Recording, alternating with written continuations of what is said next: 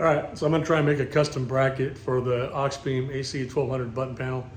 Right now I had it mocked up in my truck past few weeks with a magnet ram mount that I had laying around and the bracket that came with it that's made for the other bracket. But I'm gonna make something a little less obnoxious and hopefully clean this up a little bit. Now this is what I'm gonna use. I got ram ball, some of this plastic panel I'm gonna cut down and drill out to replace that other bracket and the magnet mount. So let's see how that goes. All right, just cut that out. That's the piece I'm gonna use to make my bracket. All right, here we go. Bracket is made, holes are drilled, ball is mounted.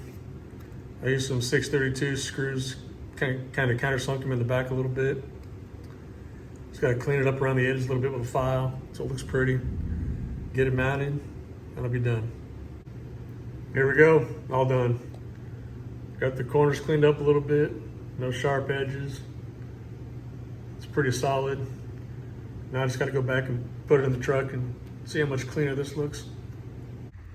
All right, got the panel mounted back in the truck.